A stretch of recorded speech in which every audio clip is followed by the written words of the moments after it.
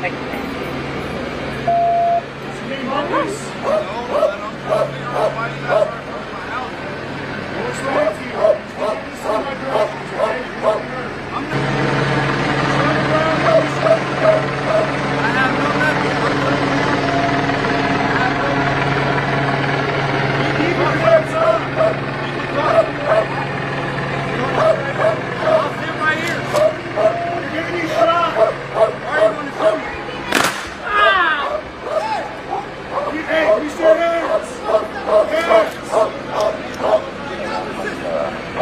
Why you shoot me? Marcus, you need to comply with my command. Why you shoot me? Try and run, you will be bit by police cars. Why you shoot me?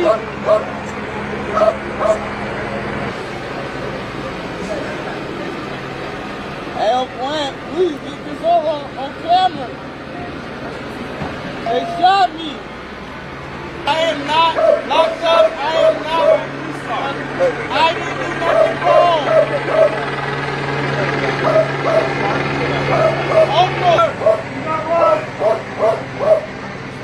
I'm right here on my property.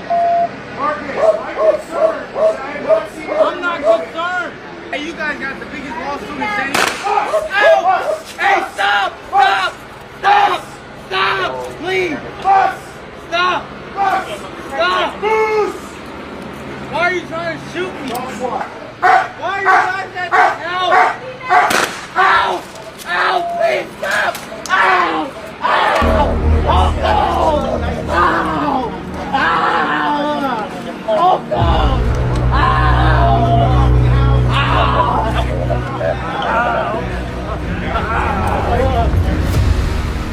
Hey Clayton, we want to hear from you. What happened that night? How are you holding up, Clayton? That's the 11-year-old accused of shooting his adopted father, heading into court, facing the judge today. Thanks for being here at 6. I'm Joel D. Smith. You heard the voice of Lily Sexton trying to talk to Dietz on the way into the courtroom as they discuss those charges. Here's Lily right now with more of what we learned today. Lily. That's right. Today was the first time we got to hear from the lawyer representing 11-year-old Clayton Dietz. Now, they waived inside the courtroom. Dietz waived his right to this preliminary hearing as family members gathered for the child's first day in court. This is Clayton as he walked into the courtroom, accused of shooting his adopted father back in January. Hey, Clayton, we want to hear from you. What happened that night? How are you holding up, Clayton? He had no comment outside. According to police, the shooting happened in the middle of the night on January 13th, on Clayton's 11th birthday. Police say Clayton was upset that he was told to go to bed without his Nintendo Switch. Now, during today's preliminary hearing, Clayton and his attorney had the opportunity to convince a judge that there was not enough evidence to bring this case to trial. They decided to waive that right. The judge asked Clayton directly if he was sure of this decision. The child responded yes. The entire proceeding lasting under 5 minutes. Clayton was then escorted out, handcuffs on his hands and feet. Tripping over himself, he told his mother, quote, "It hurts." I spoke to his lawyer. He said he had no comment on their decision to waive today's hearing, but laid out his plans for the trial. My goal is going to be to try and get him into juvenile court. Now, Dietz is currently charged as an adult, as all juveniles are when they are facing homicide charges. For now, we're live in Perry County. Lily Sexton, CBS 21 News. Thanks for staying with us here at 5:30. I'm Joel D. Smith. Behind me, you see 11-year-old Clayton Dietz accused of shooting and killing his father in their Perry County home. He was in court for the first time today, being charged as an adult with criminal homicide after that shooting actually happened on his birthday, January 13th. CBS 21's Lily Sexton was outside. A neighborhood on edge after a brutal armed robbery in broad daylight. West Loop leaders and business owners are speaking out about this attack to our Jermont Terry. He's live there tonight. Jermont? Joe and Erica, Fulton Market is one of those areas in the city where people often walk both in the day and night at all times. But it was in the middle of the day when two thieves targeted a man walking, and it's leaving people to question what more can and should be done. You are looking at a man on the ground getting robbed at gunpoint. Then the two thieves jump back into a Range Rover. And I watched that video a lot, and I saw that gun near his head. And, you know, we can say like, oh, I would have did this, I'll do this if it happens to me. I honestly can't tell you what I'll do. Ashley Shannon hopes she doesn't find out, considering the brazen robbery happened right outside her bakery shop. She was in the back prepping when this armed duo found the victim just steps away. It was kind of startling because it's like, wow, I'm back here and I'm not even knowing that it's happening right outside our doors. Keep in mind, it was around 4:30 in the afternoon, a busy time for people in Fulton Market. I see the police on feet, on their bikes. They come in, they speak.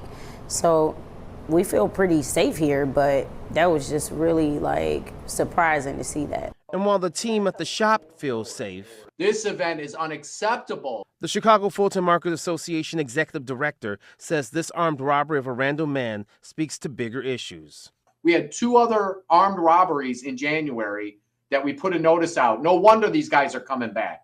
Roger Romanelli says he was on the same block just hours before the robbery and stresses Fulton Market has been pushing for over a year to get CPD to install pod cameras. This map outlines where he says the 20 cameras are needed in the West Loop area.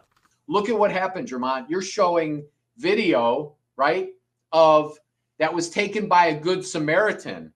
That was taken because some person just happened to turn on their camera and catch that crime. If we had a network of modern cameras, police cameras in Fulton Market, all the criminals will know that.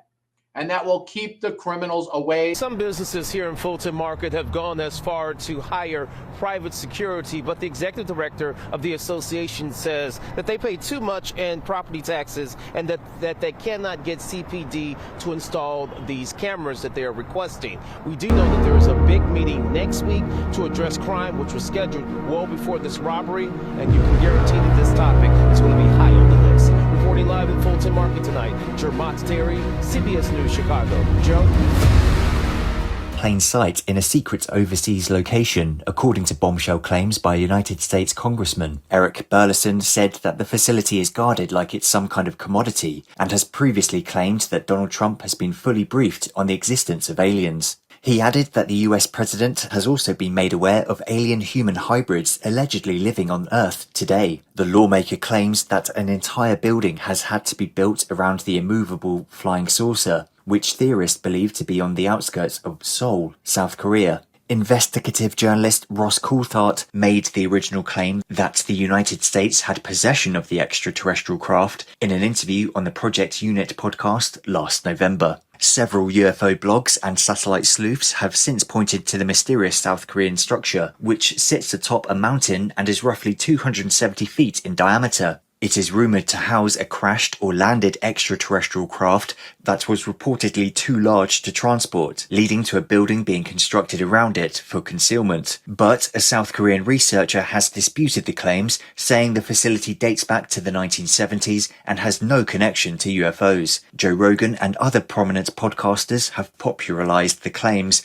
which have gained notoriety in the UFO and unidentified anomalous phenomena communities. Now, Burleson, who did not confirm that he was referring to that location, says bureaucratic hurdles are making it difficult to ratify the theory. The lawmaker acknowledged that he had no first-hand proof, sharing that the information had been cobbled together from accounts he has heard from government and non-official sources. During an interview on Newsmax's Finity, he said that the object is not in the facility that's been widely reported in the news. Burleson also blasted the insurmountable task of accessing UAP-related sites near his Washington, D.C. office. He pointed the finger at congressional bureaucracy and claimed that committees love turning each other down. But despite the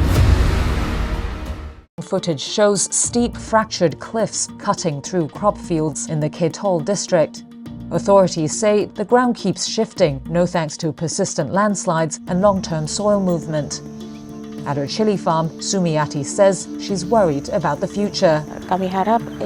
We really hope that the government will provide us with compensation for our losses or find us more land, because all of ours has been destroyed and we can no longer plant anything. It is uncertain whether we'll be able to plant anything next year.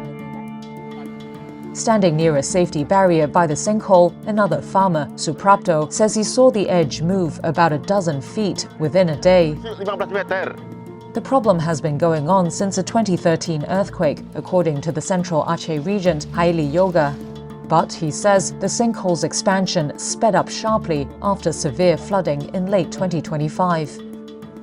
Experts warn the collapse shows sinkhole-like behavior and may keep expanding unless water flow is controlled.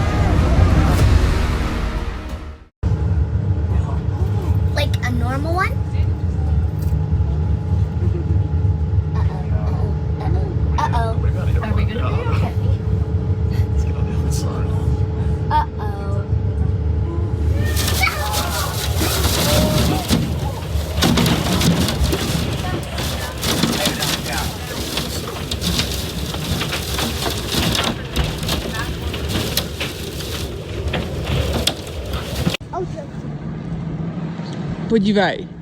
No, tak asi proto se nemůže dneska lyžovat. To už jsem Paň zamíří sem. Co? Podívej.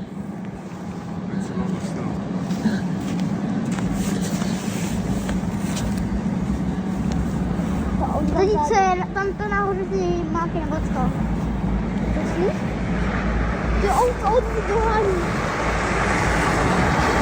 To jsem ještě neviděla. A to vládu, to je to vládu.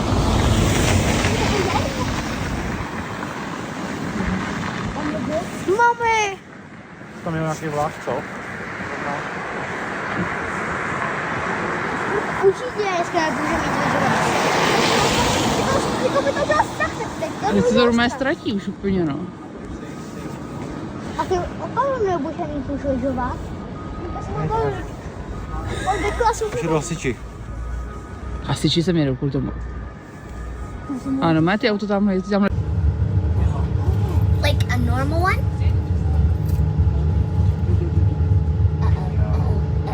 Uh-oh. Are we gonna be okay? Let's get on the other side. Uh-oh.